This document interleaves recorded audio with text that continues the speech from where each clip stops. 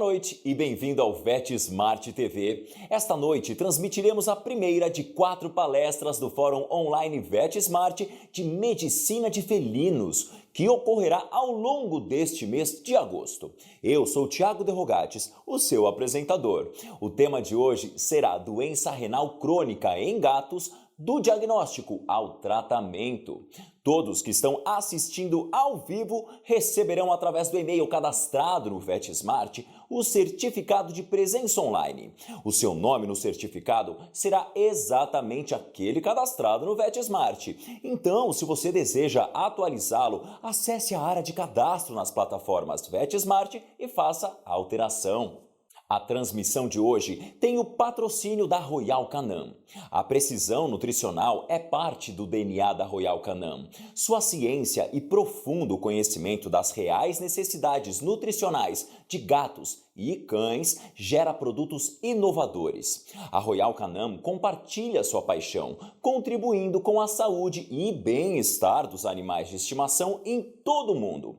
Como patrocinadora, a Royal Canin sorteará um kit de produtos de felinos. Para participar, basta se cadastrar e assistir aqui com a gente a transmissão de hoje. E além desse sorteio, todos que assistirem às 4 palestras do Fórum Online VetSmart de Medicina de Felinos também concorrerão a um estetoscópio Littmann Classic 3. O vencedor do estetoscópio será divulgado na última palestra do nosso fórum.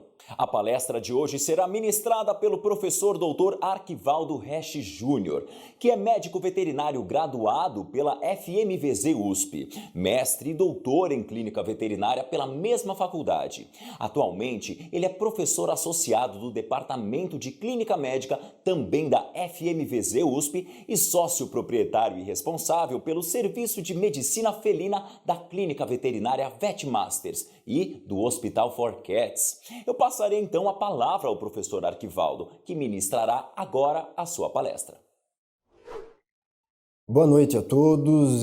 Antes de começar, eu gostaria de agradecer a VetSmart pela iniciativa de promover eventos como esse, muito importante aí para a classe veterinária, e eu gostaria de agradecer também a nosso patrocinador oficial aqui dessa aula especificamente, que é a Royal Canin. Nós vamos falar um pouco de doença renal crônica em gatos. E eu costumo perguntar, toda vez que eu dou uma aula como essa, eu costumo perguntar para o clínico por que nós devemos nos preocupar com a doença renal crônica em gatos. E a resposta, doutores, é muito simples, né? Primeiro, porque é uma enfermidade extremamente frequente no dia a dia da clínica.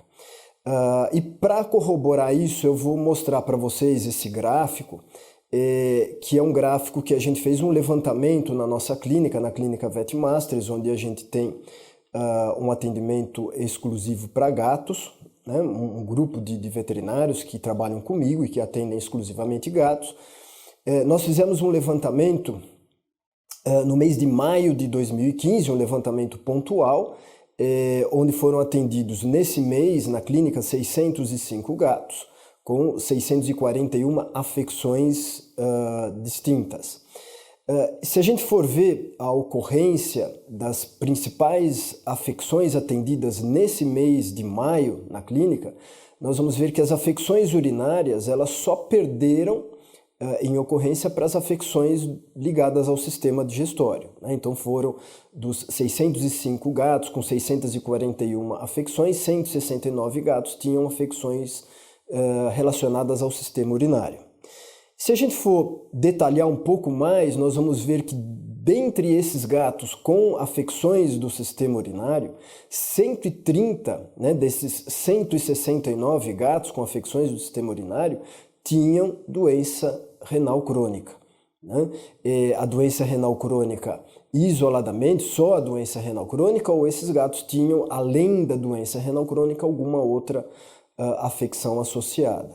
Então veja bem, doutores, é uma enfermidade muito frequente no dia a dia da clínica.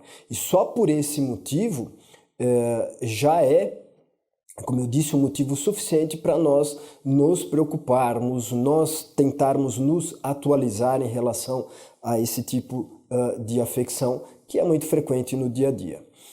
Aqui eu mostro para vocês dois estudos que trabalharam com diferentes casuísticas, diferentes enfermidades em gatos. A gente vê que o estudo foi feito um levantamento das principais afecções de felinos atendidos na rotina da clínica em geral. E a doença renal crônica, nesse estudo, correspondeu a 4% de todas as afecções observadas aí por esses pesquisadores.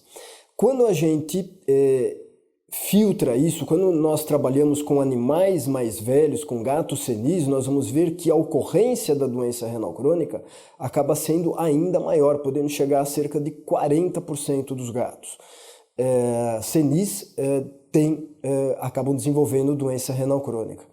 E eu digo mais, eu ouso até afirmar que cerca de 60% dos gatos, quando morrerem, vão morrer com doença, vão ter algum grau de disfunção do rim. Eles podem até não ter morrido da doença renal crônica, mas vão ter algum grau de disfunção renal. Então é uma enfermidade muito frequente e por isso eu tenho que me preocupar com ela, né? Não só por ser uma enfermidade frequente, mas porque vai haver, sem dúvida nenhuma, um comprometimento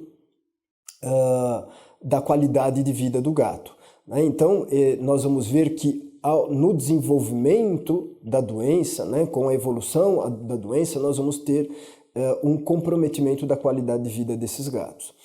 A doença renal crônica ela é muito mais frequente no gato do que no cão. Tá? Se a gente for fazer um comparativo, ela é mais frequente no gato do que no cão, embora ela seja muito mais frequente no gato do que no cão, o gato lida melhor com a doença renal crônica, ela tende a evoluir mais lentamente. E nós vamos ver que o nosso objetivo principal no tratamento dessa afecção em gatos é tentar retardar essa progressão e melhorar sempre a qualidade de vida. Muito mais do que estender a expectativa de vida desses gatos, o nosso objetivo é melhorar a qualidade de vida deles. Tá? Muito bem. Doença renal crônica, a gente sabe que ela pode ser adquirida, que é aquela doença renal que nós vamos ver principalmente em gatos mais velhos, tá? E existem alguns gatos que desenvolvem uma doença renal crônica geneticamente determinada, né? Aquela transmitida geneticamente. E aqui a gente cita alguns exemplos de doença renal geneticamente determinada, como por exemplo a doença renal policística, que nós vamos observar no persa. O Maine Coon também pode ter uma doença renal policística. Tá? Quando eu falo em doença renal policística do persa, eu estou me referindo não só ao persa, mas aquelas raças correlatas também, como o himalaia, o exótico, que são animais derivados do persa e que também têm predisposição a desenvolver a doença renal policística. Outro exemplo de doença renal crônica geneticamente determinada é a amiloidose do abissínio. Não sei se felizmente ou infelizmente, o abissínio não é uma raça muito popular no Brasil, mas eventualmente nós vamos atender alguns animais dessa raça, então eu tenho que estar atento, né, e saber que a doença renal crônica, a amiloidose renal é comum no abissínio, como é comum, né, no Shar-Pei, né, em cães da raça Shar-Pei.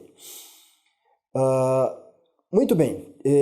Se eu for avaliar as principais causas, o que determina a doença renal nesses pacientes, nós vamos ver que a grande maioria desses gatos, eles vão ter como causa da doença renal uma nefrite túbulo-intersticial crônica.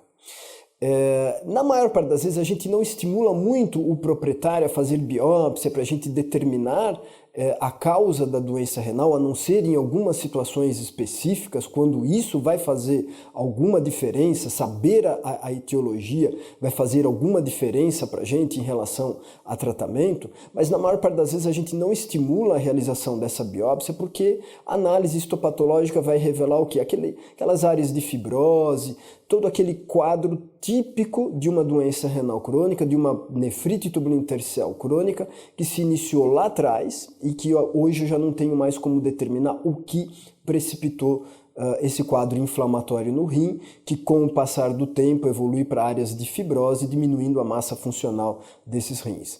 Então, a maior parte dos nossos pacientes, eles têm como lesão, como doença primária, nefrite tubulointersticial crônica. As glomerulopatias, embora elas ocorram em gatos também, elas são mais frequentes nos cães, tá? E por isso que em gatos a gente vê muito menos pacientes proteinúricos, porque nas glomerulopatias é que nós vamos ver a perda significativa de proteína, tá? Então gatos podem desenvolver glomerulopatia, podem ter proteinúria por conta da glomerulopatia, mas muitos gatos têm proteinúria quando tem proteinúria de origem tubular, tá? Porque a glomerulopatia não é a causa mais comum de doença renal crônica em gatos, e sim nos cães. O gato pode ter como causa da doença renal, ou mesmo consequência da doença renal, cálculos, né? E os cálculos de oxalato de cálcio são os principais cálculos encontrados em gatos com doença renal crônica, seja esse cálculo a causa ou a consequência da doença. Hoje a nossa principal preocupação em relação aos cálculos que se formam nos rins é que esses cálculos eles podem obstruir o ureter e interromper o fluxo de urina do rim para a bexiga, e isso pode gerar um dano a mais aí a esse rim que já é doente, né? Então, seja o cálculo a causa ou consequência, a grande preocupação de nós clínicos é justamente a possibilidade desses pequenos cálculos que se formaram lá no interior do rim tentarem migrar para a bexiga e parar no ureter. A PKD, que é o anglicismo, né? A gente está usando uma abreviação de doença renal policística em inglês, né? O PKD. Muitos criadores eles usam esse termo, então o clínico tem que saber que PKD refere-se a doença renal policística, porque o criador chega lá no seu consultório e diz: ah, doutor, meu gato é negativo para PKD, né? Então eu tenho que entender e saber que PKD refere-se a doença renal policística. Como eu falei para vocês, a amiloidose, né, assim como a PKD, é uma doença geneticamente transmissível e mais comum aqui, no caso, no abissínio, tá? E as doenças oncológicas também podem ser causa de doença renal crônica em gatos. E dentre as doenças oncológicas, dentre os tumores que podem envolver os rins, o linfoma, sem dúvida nenhuma, é o tumor mais comum no rim de gatos. A sugestão que a gente dá é toda vez que você suspeitar de um linfoma ou definir o diagnóstico de linfoma renal num gato, que você faça pesquisa dos retrovírus, porque muitos gatos podem ter o linfoma renal associado a uma infecção por um retrovírus, ou o vírus da AIDS ou o vírus da leucemia, e isso pode comprometer o prognóstico desse gato, tá? Muito bem, independente do que tenha sido a causa da doença renal, né? Como é que ocorre essa progressão? Uma vez instalada a doença renal, apesar do rim estar doente, nós vamos ver que em muitos dos gatos, apesar do rim estar doente, ele consegue ainda durante muito tempo manter as suas funções. E esse paciente não é o paciente que chega ao nosso consultório.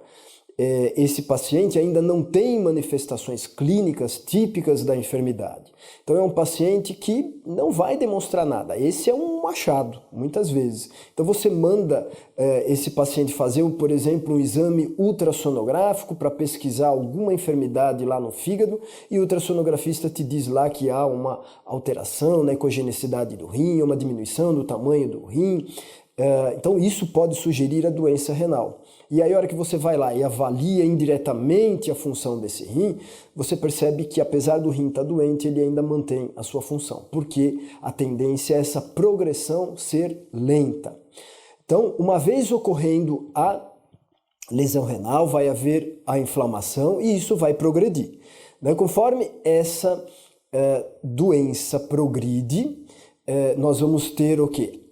Um comprometimento maior da massa funcionante renal, nós vamos ter uma área de parênquima normal sendo substituída por um tecido cicatricial, então essa fibrose compromete bastante aí o funcionamento desses rins. Então vai chegar um momento que essas áreas de fibrose são tão grandes e ocupam grande parte desse parênquima, que esse rim evolui para um quadro de insuficiência, né? Então, o gato migra da situação de doença para uma situação de insuficiência do rim.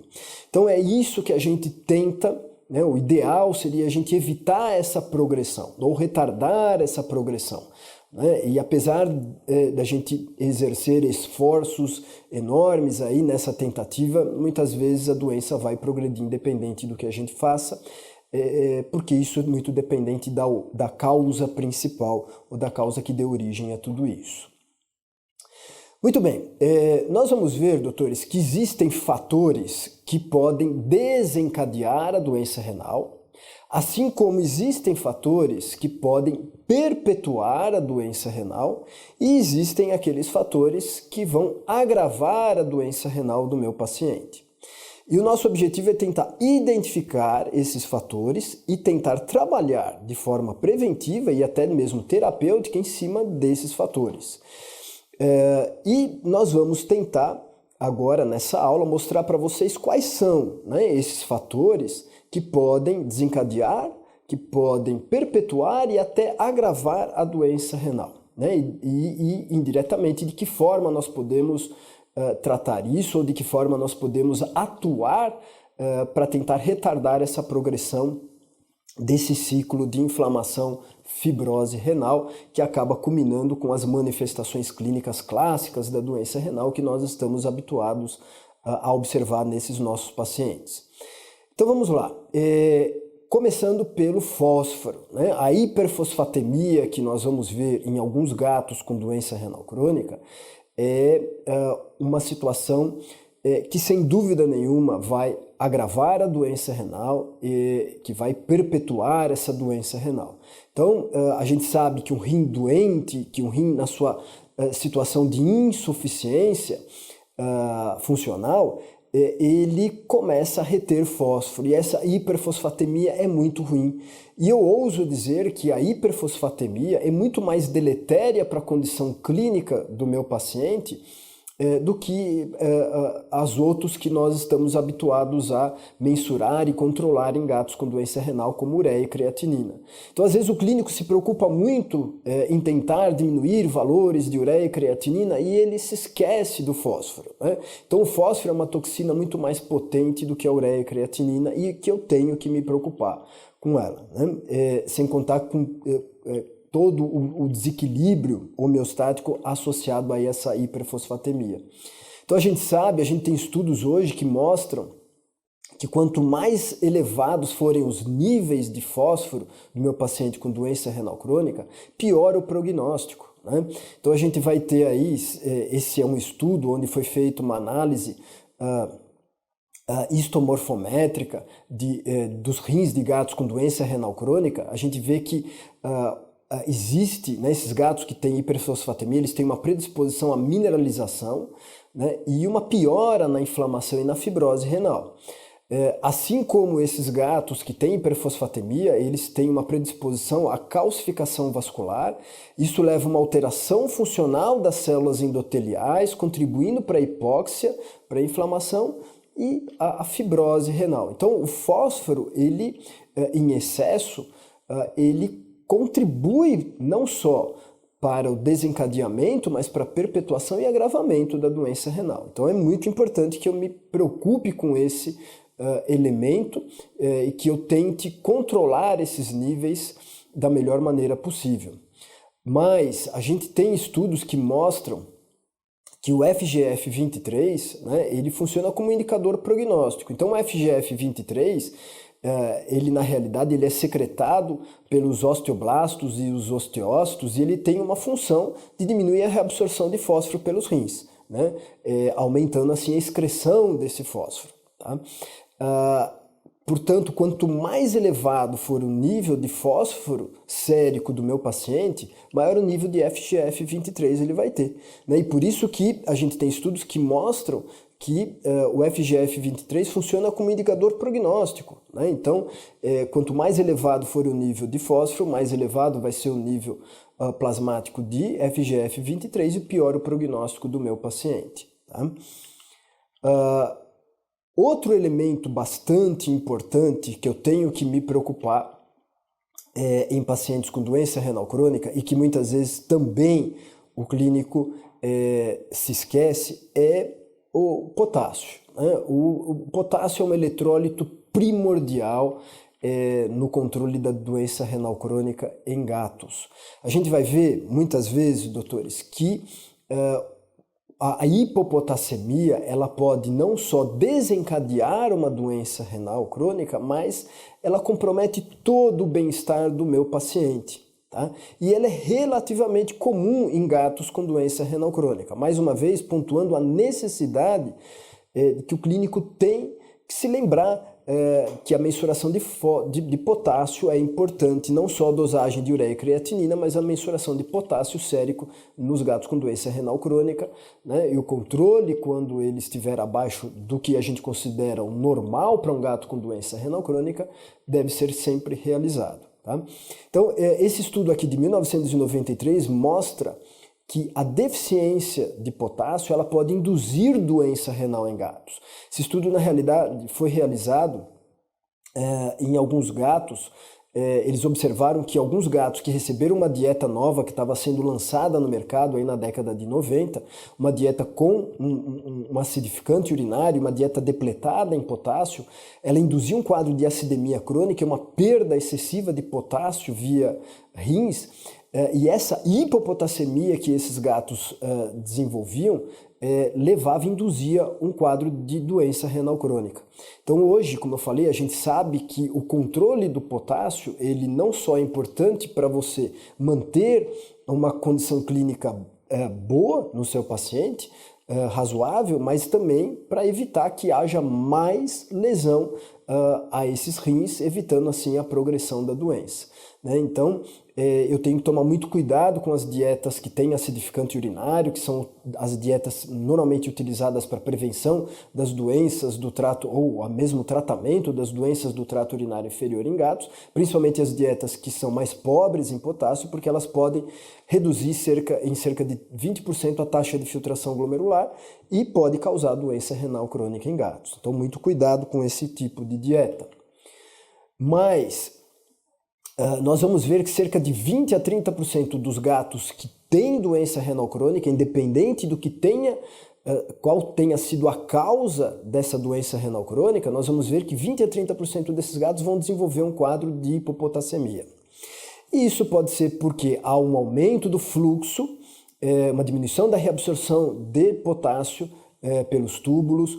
Isso pode acontecer principalmente quando eu capricho na fluidoterapia. Então, muito cuidado na fluidoterapia. A gente vê muitas vezes o clínico errar a mão no cálculo do volume de soro que ele recomenda para o paciente felino com doença renal crônica e muitas vezes prescrevendo o fluido para aquele paciente que não precisa de fluido. Eu sei que o rim ele é um órgão extremamente importante no controle hídrico. Tá? E que os gatos com doença renal crônica podem ter uma perda desse equilíbrio hídrico e eles podem se tornarem poliúricos, vão ingerir mais água para tentar compensar o que eles estão perdendo, só que chega uma hora que esses gatos não conseguem compensar mais as perdas com a ingestão maior de líquidos e eles desidratam. Então, para esse paciente com doença renal crônica que está desidratando, é esse paciente que vai se beneficiar do fluido. A gente vê muitas vezes gatos com doença renal crônica e que ainda não perderam essa capacidade de controle hídrico, que se mantém, consegue, ou se perderam, é uma perda parcial e ele consegue se manter num equilíbrio hídrico, conseguem se manter hidratados apenas com a ingestão oral de água, esse gato não vai se beneficiar da fluidoterapia. O que a gente vê é que muitas vezes o clínico faz uso da fluidoterapia sem ter certeza da sua necessidade. E muitas vezes os níveis de ureia creatinina desses gatos, que não precisam de fluido, diminuem por conta de uma hemodiluição, né? E o clínico acredita que a fluido está fazendo algum bem a esse gato, né? Eu costumo dizer sempre que a fluidoterapia, quando desnecessária, ela pode ser extremamente prejudicial ao gato. né? Esse gato pode começar a acumular fluido em cavidades orgânicas, espaço pleural, né? Ele pode ter acúmulo de líquido em peritônio, ele pode fazer um quadro de edema pulmonar, sem contar que essa aplicação excessiva de fluido pode aumentar em muito a diurese desse gato e espoliar mais potássio. Então a gente vê que muitas vezes o gato com doença renal crônica que está hipopotassêmico, essa hipopotassemia tem uma contribuição iatrogênica muito grande, né? Ela ocorre muitas vezes pelo excesso de fluido que eu estou aplicando no meu paciente. Essa foto que vocês estão vendo é de uma gatinha que mostra tipicamente isso, é uma gata que apresenta um quadro de miopatia hipopotassêmica. Essa fraqueza muscular é uma manifestação clínica típica de gatos com níveis muito baixos de potássio. E essa gata, ela tinha uma hipopotassemia, né, iatrogênica, né? Ela recebia uma quantidade exorbitante de fluido. Essa gata tomava cerca de 500 ml de fluido por dia, associado era um fluido de soro glicosado, então isso estimula ainda mais a diurese do paciente e a perda maior de potássio. Então essa hipopotassemia que essa gata desenvolveu é iatrogênica, né, secundária ao excesso de fluido e ao tipo de fluido que foi utilizado, que potencializam a perda de potássio. Então lembrem-se disso, né? Gatos com doença renal crônica, quando são poliúricos, estão perdendo potássio. E o potássio e a hipopotassemia pode contribuir para o agravamento da doença renal. Então, lembrem-se de mensurar os níveis de potássio, principalmente se o seu gato estiver poliúrico e principalmente se você estiver fazendo aplicação de fluido em grande quantidade. Muito bem, outra situação que eu devo me preocupar no paciente com doença renal crônica e que certamente contribui para a inflamação e a fibrose renal é a situação de hipertensão sistêmica. A hipertensão é um problema que ocorre em gatos com doença renal crônica, ocorre em pacientes humanos com doença renal crônica e ocorre em pacientes caninos com doença renal crônica. A hipertensão ela é mais comum em gatos com doença renal crônica, estágio 3 e 4. Isso não significa que ela não possa ocorrer em gatos em estágios anteriores. A recomendação é que vocês façam a aferição da pressão arterial em todos os pacientes com doença renal crônica, que façam isso com regularidade, e se essa hipertensão persistir em 2, 3 ou 4 aferições seguidas, consecutivas, esse paciente precisa de tratamento, porque essa hipertensão, sem dúvida nenhuma, vai contribuir para o dano renal e fibrose renal. Então a gente sabe que 30% a 60% dos gatos em estágio 3 e 4 da doença renal vão sofrer de hipertensão. E a hipertensão é uma condição que tem um curso silencioso. O clínico muitas vezes não percebe, ele só vai descobrir que o gato está hipertenso a hora que ele chega lá no consultório com lesão em órgão-alvo, né? Então eu tenho que me preocupar com a hipertensão antes de observarmos consequências mais graves dessa hipertensão. Então aferir com regularidade a pressão arterial de gatos que você sabidamente sabe que tem doença renal crônica. A hipertensão pode ser causa e consequência da doença renal crônica, né? A gente sabe que gatos hipertensos vão ter alterações histológicas muito mais significativas nesses rins. A hipertensão, lembrando que a hipertensão glomerular, a hipertensão sistêmica pode gerar hipertensão glomerular, pode gerar uma perda de proteína significativa para o filtrado glomerular, e essa proteína passando aí pelos túbulos pode lesionar esses túbulos, né? Então isso também funciona como um fator prognóstico, tá? Então lembrar de aferir a pressão arterial em todo gato com doença renal crônica, independente do estágio onde ele esteja, tá? E nós vamos usar alguns critérios para categorizar esse gato e classificar se ele é hipertenso ou não. Então, o meu paciente que tem lá uma pressão sistólica menor que 150 milímetros de Hg, o risco dele ter lesão em órgão-alvo é mínimo, tá? Então esse é o nosso objetivo, manter esse gato com doença renal crônica com uma pressão arterial sistêmica inferior a 150 milímetros de Hg. Um paciente que tem uma pressão arterial sistólica entre 150 e 159 milímetros de Hg, ele tem um risco leve de ter lesão em órgãos-alvo. O paciente que tem uma pressão arterial sistólica entre 160 e 179, ele tem um risco moderado de ter lesão em órgão-alvo, e o paciente com uma pressão arterial sistólica superior a 179 milímetros de Hg, ele é um paciente que está em alto risco de desenvolver lesão em órgão-alvo, né? Aqui o que a gente vê com maior frequência são as alterações oculares, descolamento de retina, hemorragia retiniana, que, como eu falei, na maior parte das vezes a gente descobre que o gato está hipertenso quando ele chega com essa lesão em órgão-alvo. Então, para que isso não aconteça, vamos aferir a pressão desses gatos com frequência. A gente acabou de falar um pouco da proteinúria, que ela é deletéria para o rim, né? O gato que perde proteína para o filtrado glomerular e essa proteína passa aí pelos túbulos, eles vão ter lesão renal, e isso é muito ruim. Então, lembrando que os pacientes que têm proteinúria são aqueles que têm, na maior parte das vezes, glomerulopatia, né? Então passa a proteína para o filtrado glomerular, essa proteinúria ela induz uma apoptose das células tubulares, inflamação e a fibrose tubulo-intersticial.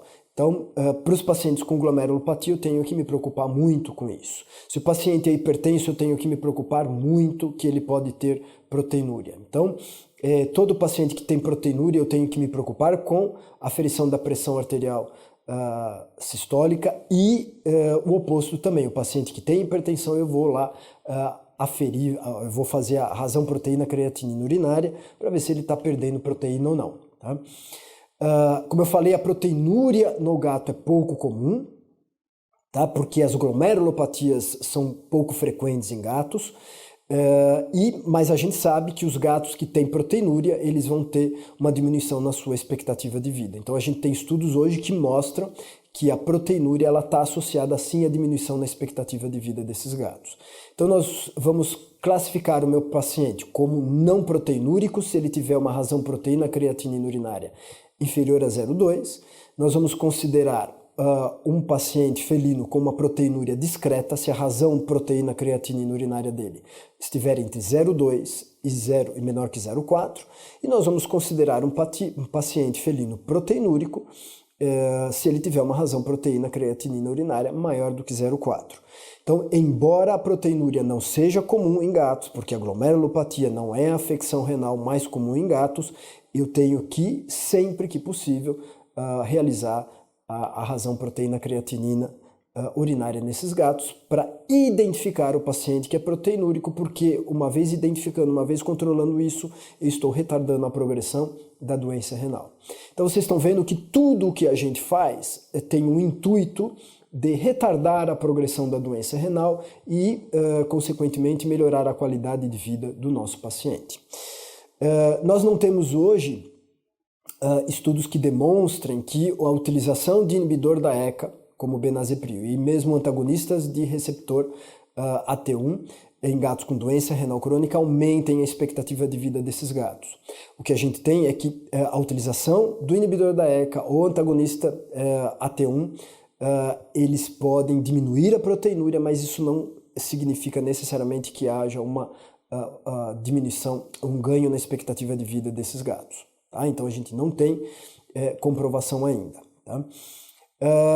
Só relembrando a classificação segundo a International Renal Interest Society, a IRIS, né, a classificação da doença renal, ela classifica a doença renal em estágios e subestágios.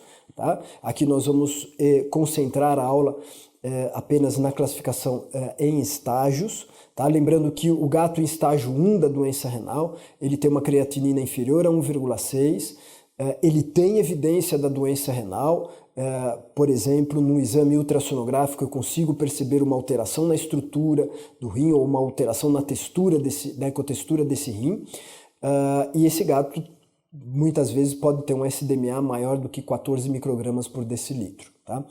O SDMA, nós temos utilizado ele como um marcador mais precoce da doença renal crônica, tanto em cães como em gatos, mas ainda temos algumas limitações na sua interpretação. A gente vê gatos que têm a alteração no seu nível de creatinina e um SDMA normal. Então eu tenho que tomar muito cuidado, eu não posso utilizar o SDMA como marcador único, eu tenho que avaliar o contexto, né? Eu tenho que avaliar o meu paciente como um todo e não apenas a utilização desse marcador. Lembrando que é importante hoje nós estadiarmos o meu paciente com doença renal crônica, porque todo o tratamento ele se baseia justamente no estágio da doença renal crônica em que meu paciente se encontra. Toda a nossa estratégia terapêutica ela se baseia nos estágios que o gato se encontra da doença renal. Então o estágio 2 é o gato que tem uma creatinina maior que 1,6, mas ainda menor do que 2,8. Ele tem manifestações clínicas discretas ou imperceptíveis, o proprietário não consegue detectar nada, nenhuma manifestação clínica significativa, e esse gato também pode ter um SDMA maior do que 14 microgramas por decilitro.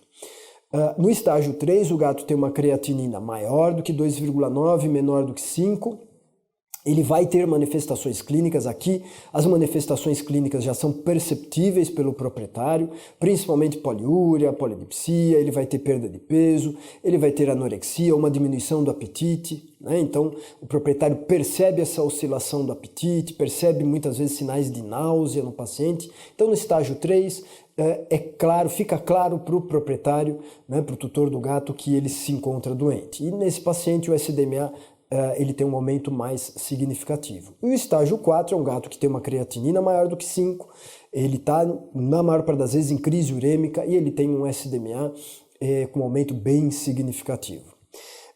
Como eu falei para vocês, existem ainda limitações em relação ao SDMA, mas ele é uma ferramenta que tem a sua utilidade desde que eu a interprete com cautela.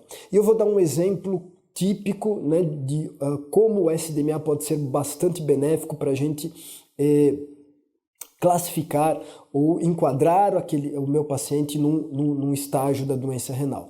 Por exemplo, quando a doença renal avançada no meu paciente ele teve uma perda significativa de massa magra, a creatinina sofre influência da massa magra do meu paciente, ao passo que o SDMA não. Essa é uma vantagem em relação à creatinina. O SDMA não sofre influência da massa muscular do meu paciente. Então, por exemplo, eu tenho um gato com doença renal crônica que pelo nível de creatinina dele, eu o classifico no estágio 2, ou seja, a creatinina dele está entre 1,6 e 2,8.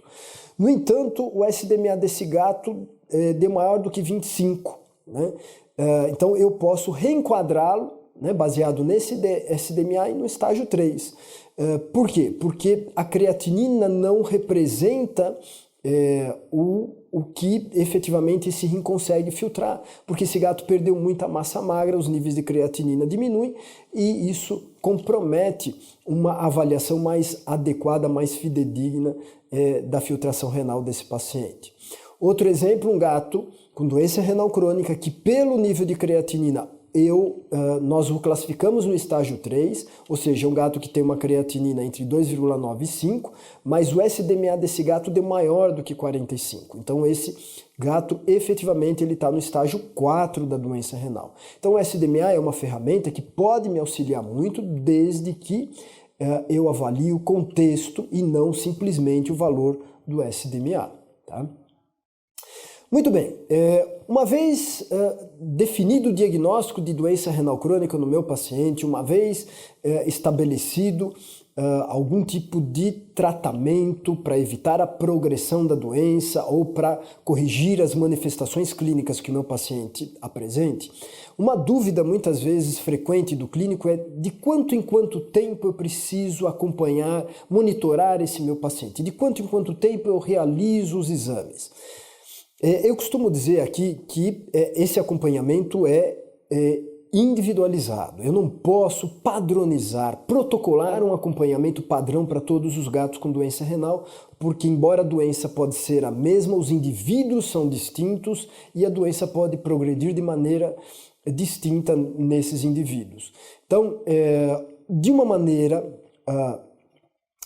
bastante prática, o que usualmente a gente faz é os gatos que têm doença renal crônica sem azotemia, ou seja, eles estão lá no estágio 1 da doença renal crônica, eu vou acompanhar esse gato a cada 6 meses. Não tem a menor necessidade de eu ficar colhendo sangue, urina, fazendo exames de imagem nesses gatos mensalmente, né? Embora alguns proprietários sejam muito ansiosos e queiram realizar exames com maior frequência, a recomendação é por volta de a cada 6 meses nós vamos realizar aí o controle laboratorial e de imagem desses pacientes. É claro que a gente sempre deixa o proprietário avisado, qualquer mudança na condição clínica do gato, qualquer coisa que chame a atenção do proprietário, a gente antecipa essa avaliação, né? Então, a avaliação, em média, é feita a cada 6 meses, mas pode ser antecipada se o proprietário perceber alguma mudança na condição clínica do gato.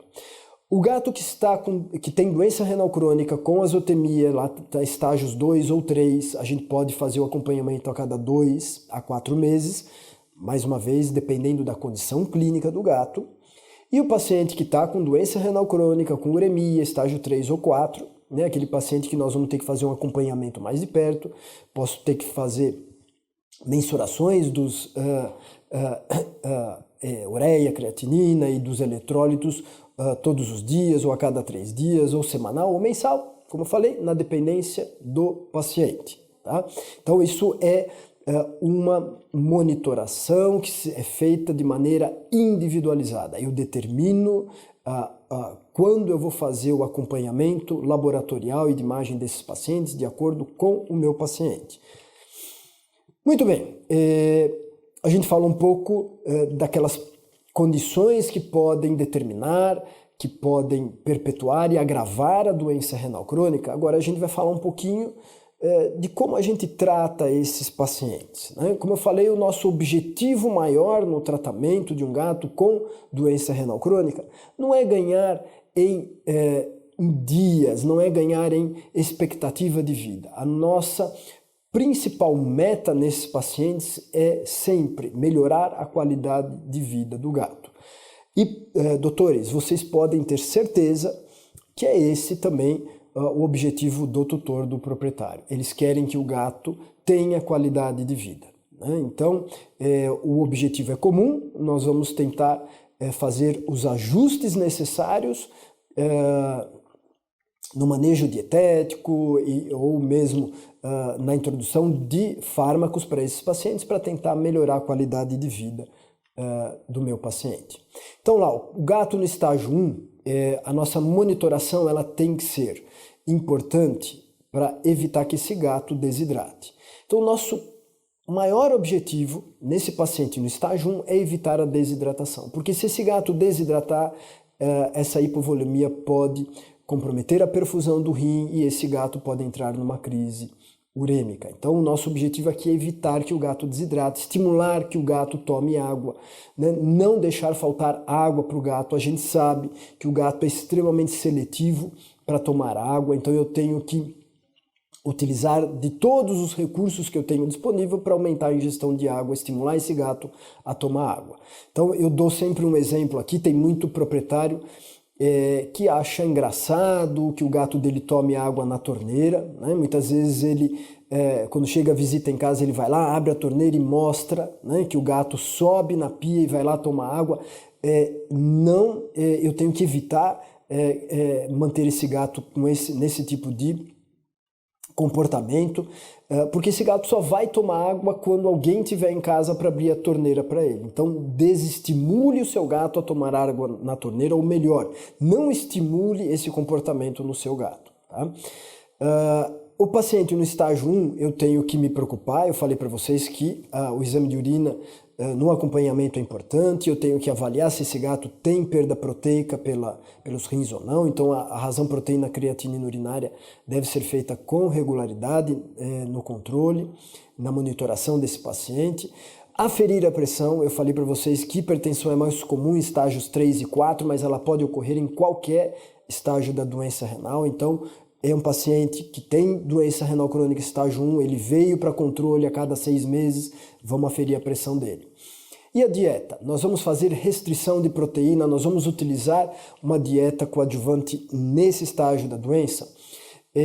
Não existe um consenso, a maior parte dos trabalhos afirmam que a dieta nesse estágio ela não vai trazer nenhum benefício ao paciente, muito pelo contrário.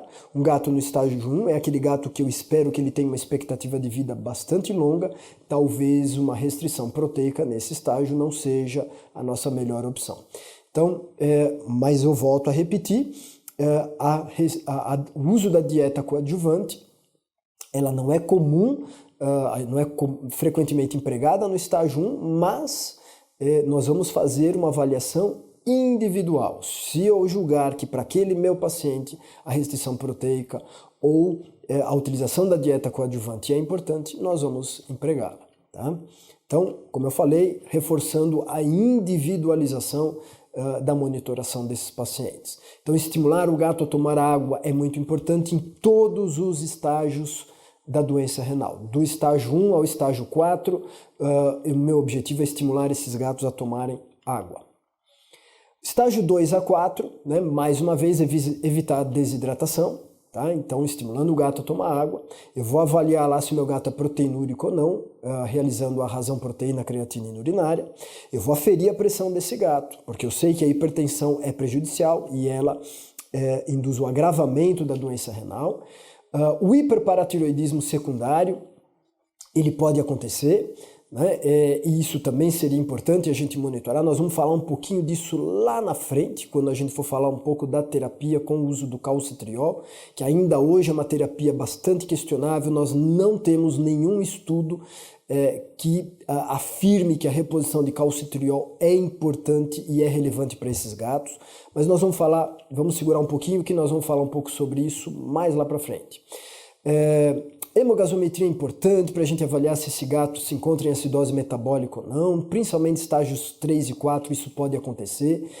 Olha lá o potássio, a hipopotassemia ocorre em 20 a 30% dos gatos com doença renal crônica nesse estágio, porque eles estão poliúricos, né, estão comendo menos do que deveriam, então a hipopotassemia pode acontecer e eu já vi que é importante eu manter os níveis séricos de potássio nesse gato. O ideal é que um gato com doença renal crônica ele tenha o seu nível de potássio entre 4 e 5. Tá? A dieta terapêutica, ou dieta hoje, né, os nutrólogos eles preferem utilizar dieta coadjuvante. Então a dieta coadjuvante nesse estágio ela passa a ser importante. Nós vamos falar um pouco mais da dieta mais ali na frente. E alguns pacientes podem se tornar anêmicos e aí eu tenho que investigar a necessidade ou não de fazer o controle dessa anemia. Então vamos falar um pouquinho da dieta. Eu falei para vocês que a dieta é importante, ela assume um fator muito importante, mas nos últimos anos a gente tem aí um assunto bastante discutido entre os pesquisadores que trabalham com nefrologia ou mesmo aqueles que trabalham especificamente com nutrição.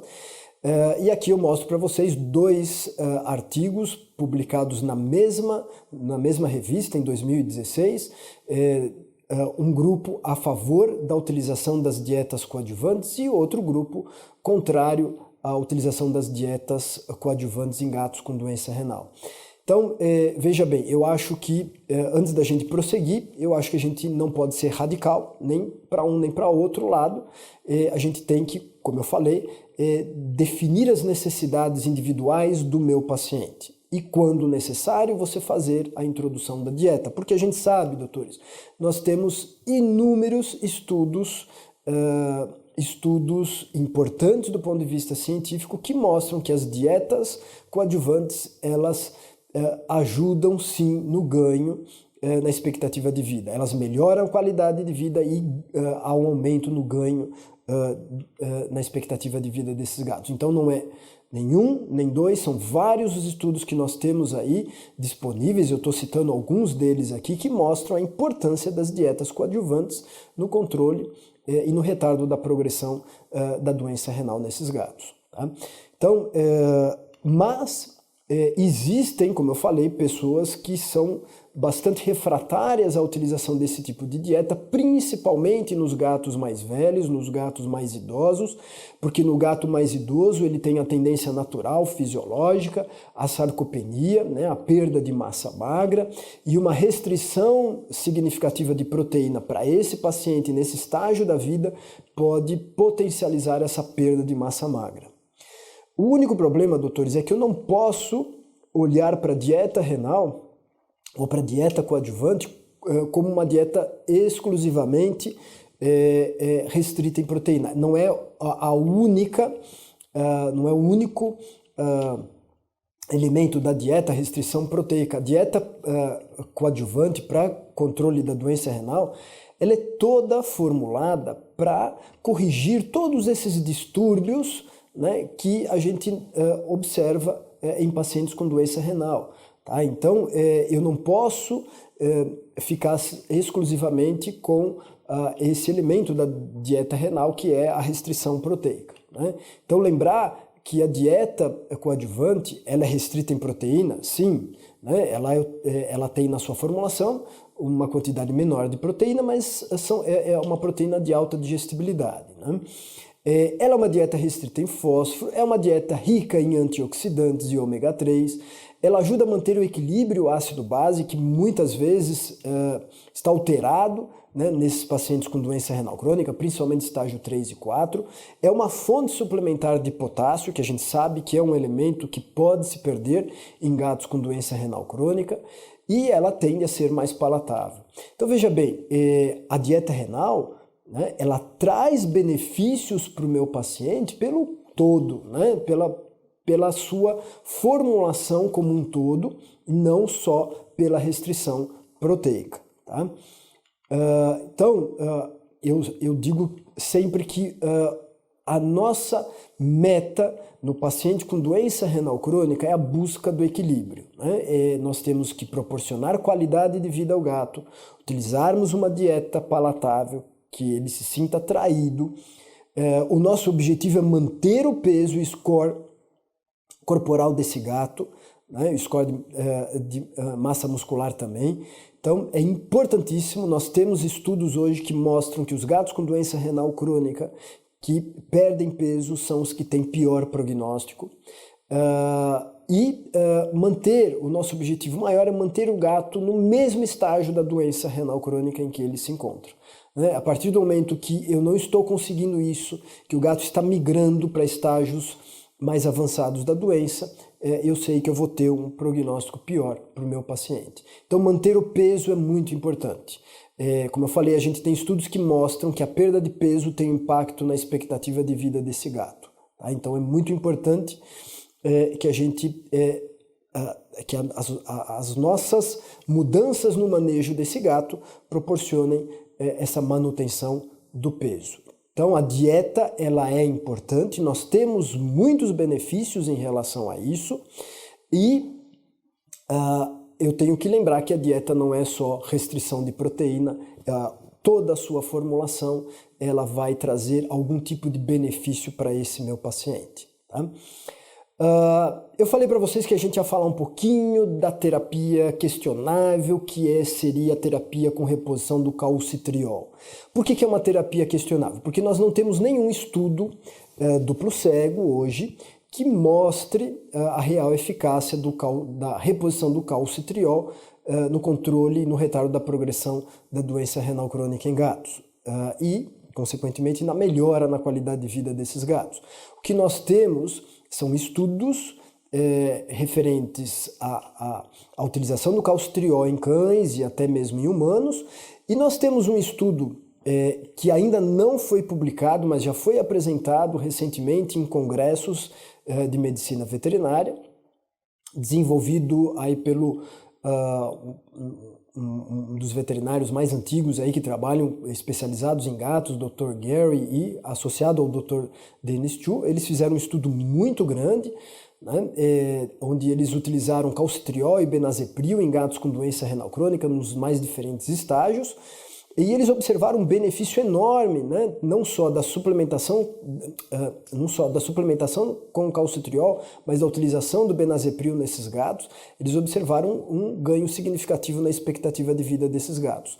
O grande problema desse estudo é que ele não tem um grupo controle, portanto é um estudo que não vai ser provavelmente publicado numa revista indexada, numa revista que tem um impacto científico significativo, porque falta um grupo controle, né? Então, esse é um estudo cuja evidência ela do ponto de vista científico, é bastante baixo, né? Mas a gente vê hoje muitos clínicos, muitos nefrologistas lançando mão do calcitriol como terapia para gatos com doença renal crônica. Qual seria o princípio da reposição do calcitriol? Lembrando só que o calcitriol seria a forma ativa da vitamina D e que muitas vezes está diminuído no paciente com doença renal crônica. Essa conversão, né, do calcidiol que é produzido, sintetizado lá no fígado em calcitriol, muitas vezes está limitada no paciente com doença renal crônica, né? Essa conversão calcidiol-calcitriol é mediada pelo PTH. Veja bem, o que o calcitriol faz, né? O que essa vitamina D ativa faz? Quais são as suas funções? Aumentar a absorção de cálcio renal. Ela inibe a secreção do PTH, né, por um feedback negativo. Então, quanto mais calcitriol eu tiver, menos PTH vai ser necessário de ser secretado pela paratiroide, porque o PTH tem a função de converter o calcidiol em calcitriol. Então, se tem calcitriol suficiente, não há necessidade de haver liberação de PTH. E a gente sabe que o PTH hoje é considerado uma toxina urêmica, tem inúmeros malefícios aí, então quanto mais PTH é secretado, pior é para o nosso paciente. Só que o calcitriol ele aumenta a absorção de fósforo pelo rim. Isso pode levar aos níveis séricos de fósforo, tanto que o calcitriol só é indicado naqueles pacientes que têm um nível de fósforo sob controle. O paciente que está hiperfosfatêmico, ele não tem indicação para estar utilizando o calcitriol. Tá? Então lembrar que as funções do PTH, ele estimula a excreção de fósforo pelo rim e estimula a conversão do calcidiol em calcitriol. Tá?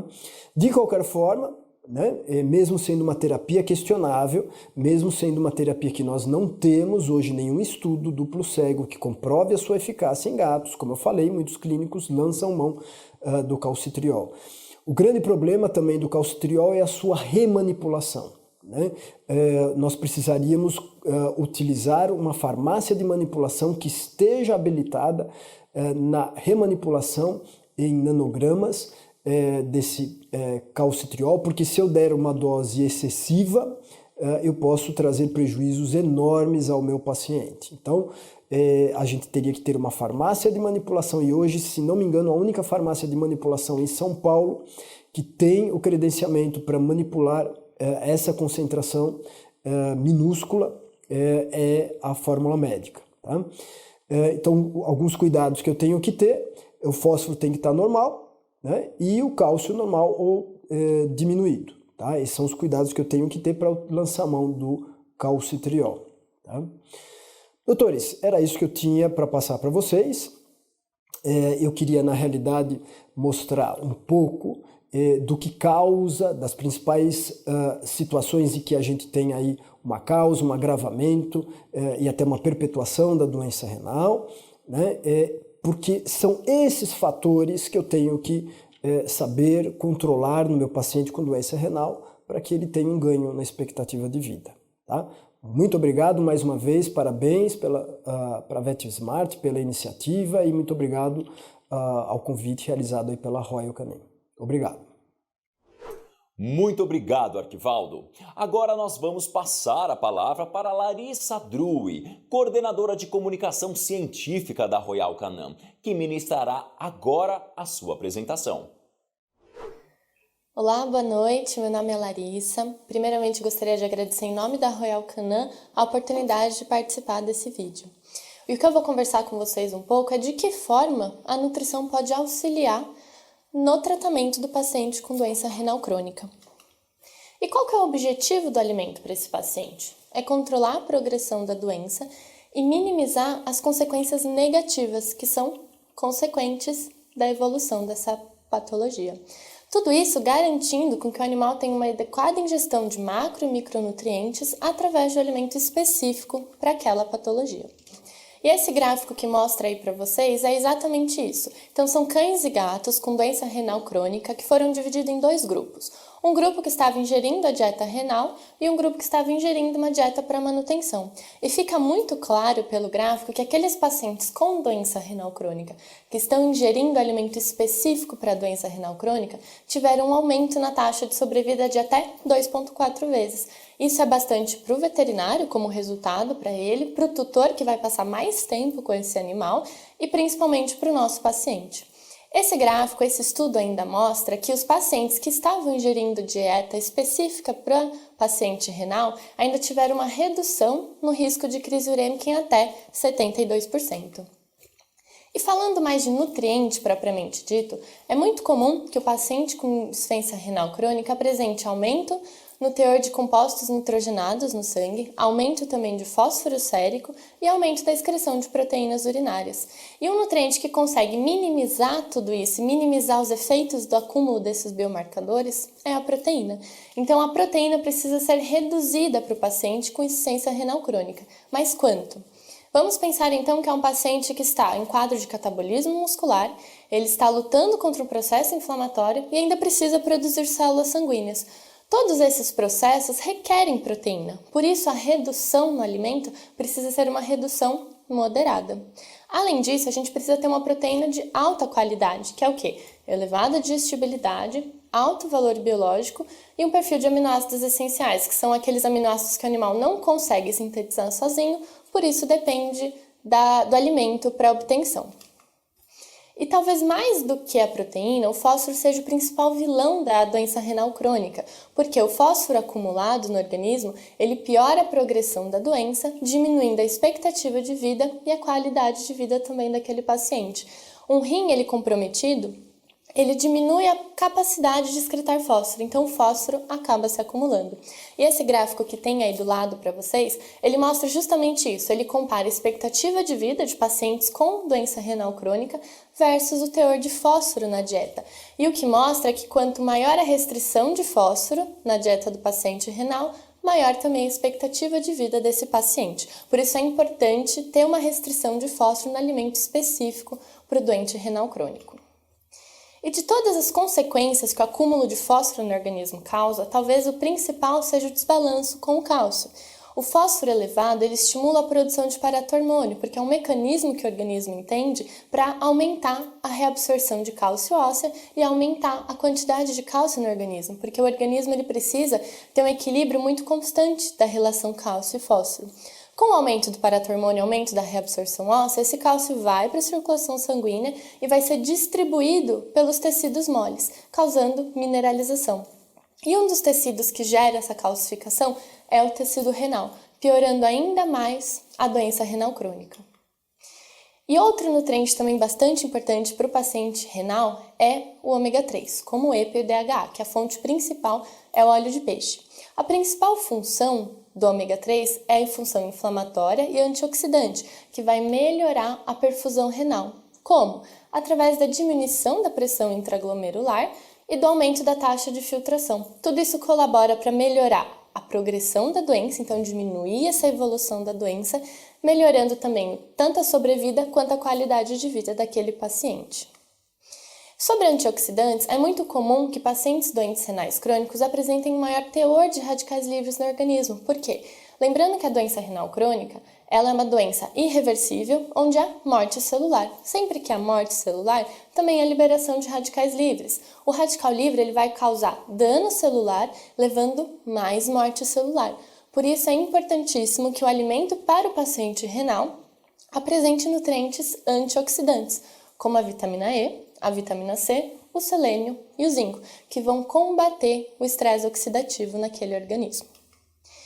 A suplementação de vitaminas e minerais também é importante para o paciente com doença renal, como, por exemplo, as vitaminas do complexo B, que são vitaminas hidrossolúveis, portanto, elas se perdem facilmente na urina, em quadros de poliúria, que é comum nesse paciente, também há essa perda, ou ela pode entrar em deficiência nutricional, que é a deficiência secundária, porque o animal ele está inapetente, ele tem um quadro de hiporexia, então ele ingere menos alimento, em consequente, ingere menos vitamina B. Então, é importante a reposição do complexo de vitaminas B no alimento, assim como outras vitaminas e minerais também. Outro micronutriente que se encontra diminuído no paciente renal crônico é o potássio, em casos de vômito, diarreia e devido à poliúria. Esse quadro apresenta principalmente em gatos e as principais consequências é a postura rígida, a ventroflexão cervical, sinais de dor e principalmente a fraqueza muscular generalizada. Por isso, o alimento para um paciente com insuficiência renal crônica que sofre de hipopotassemia deve apresentar um teor elevado de potássio para garantir essa reposição. E a energia? A energia é importante para o paciente doente renal crônico? Bastante. Ela auxilia na manutenção do peso e de score de condição corporal, minimizando o catabolismo muscular. Se está diminuindo o catabolismo muscular, diminui também a formação e acúmulo de compostos nitrogenados e auxilia a preservar o sistema imune. Então, as principais fontes de energia no alimento para o paciente renal crônico são provenientes de gordura e carboidrato, que são fontes de energia que vão gerar energia rapidamente. Esse gráfico logo acima, ele mostra exatamente isso. Então, ele compara a proporção de sobrevida do paciente com doença renal crônica versus o score de condição corporal dele. Então, resumidamente, ele mostra que quanto menor o score de condição corporal desse paciente, menor também é a sobrevida. Por isso fica aqui a importância da nutrição, a importância de utilizar a nutrição como ferramenta para deixar que o animal lute pelaquela patologia. Então, para fornecer para ele mecanismos para fornecer energia, para lutar contra aquela doença. Só que não adianta a gente ter um alimento extremamente balanceado, com toda a composição de macro e micronutrientes, se o animal não come. Cerca de 21-22% dos pacientes com doença renal crônica apresentam quadros de hiporexia ou anorexia. Então, é fundamental que o alimento específico para esse paciente tenha palatabilidade.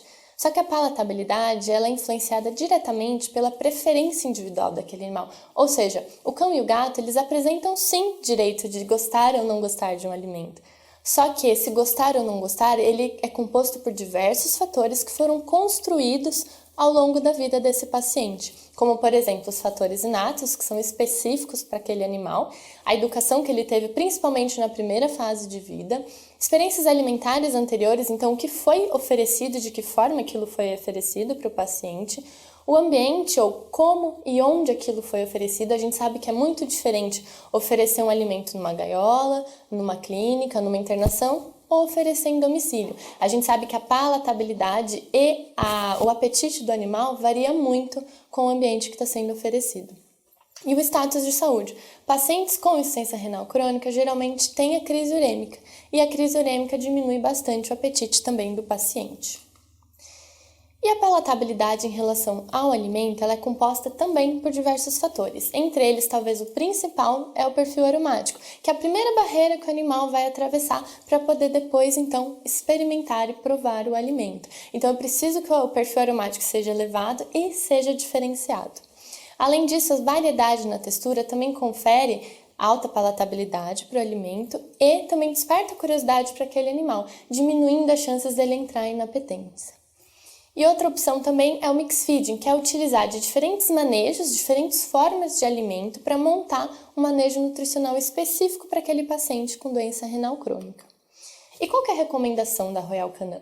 Pacientes com insuficiência renal crônica em estágio 1, tanto cães quanto gatos, a recomendação é a utilização do produto da linha Aging, da linha Idosos, que já é um produto que tem diminuição no teor tanto de proteína quanto de fósforo. Já pacientes em estágio 2, 3 e 4, a recomendação e a indicação é o alimento da linha renal, que é um alimento específico para essa patologia, seja da linha seca quanto da linha úmida, específico para cão e específico para gato também.